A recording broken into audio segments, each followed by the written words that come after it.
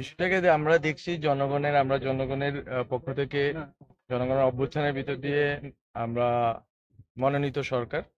তো জনগণের প্রতিনিধিত্ব করছি আমরা। তো এই ক্ষেত্রে আমাদের জনগণের পক্ষের এবং এই দীর্ঘ লড়াইয়ের যারা সপক্ষে আছে তাদেরকে নিয়ে আমাদের সরকার গঠনের পরিকল্পনা এবং সরকার ওইভাবেই চলমান আছে।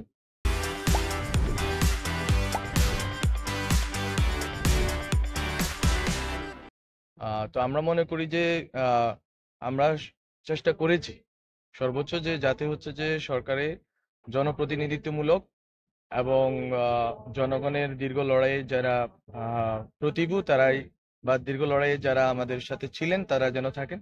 তো আমাদের কাছে মনে হয়েছে যে এই ক্ষেত্রে অনেকগুলো প্র্যাকটিক্যালিটি ছিল, কিন্তু এছাড়া অধিকাংশ ক্ষেত্রে আমরা তা রক্ষা করতে পেরেছি। তো এটা আমি মনে করি বাংলাদেশের জনগণ এটা বিচার করবেন তাদের কার্যক্রম দেখে। এবং যদি জনগণের পক্ষ থেকে যদি কোনোভাবে আমরা দেখি যে জনগণের কোনো অসন্তোষ আছে বা জনগণের কোনো অনাগ্রহ আছে, তাহলে আমরা এটা খতিয়ে দেখব। কিন্তু আমরা বলতে চাচ্ছি যে আমরা মনে করি যে যাদের নিয়োগ দেওয়া হয়েছে তারা জনগণের আকাঙ্ক্ষার পক্ষে থাকবেন এবং দীর্ঘ লড়াইয়ে আহ, বৃহৎ অংশ এই সরকারের যারা অংশ নিয়েছেন তাদের একটা বড় অংশই জনগণের দীর্ঘ লড়াইয়ের অংশ।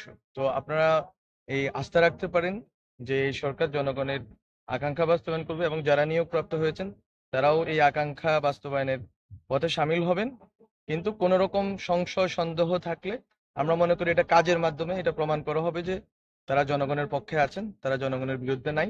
এই অভ্যুত্থানের পক্ষে আছেন, অভ্যুত্থানের বিরুদ্ধে নয়। তো এটা জনগণের আমরা পক্ষেই থাকার চেষ্টা করব এবং জনগণের উপরেই বিচারটা ছেড়ে দিব।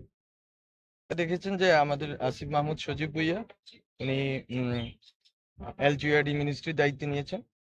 তো উনি এই বিষয়টা আশা করি সরেজমিন দেখবেন এবং আপনারা আস্থা রাখতে পারেন যে উনি এই জিনিসটাকে এক্সপেডাইট করতে উনি খুব ভালো ভূমিকা রাখবেন। আশা করি আপনারা সামনের দিনগুলোতে খুব ভালো ভূমিকা দেখবেন। মাঠ প্রশাসন সক্রিয় হবে এবং ওর নির্দেশনা এবং নেতৃত্বে আশা করি যে আপনারা দেখবেন যে এটা সচল আছে এবং আপনারা ওই সহযোগিতাটুকু পাবেন।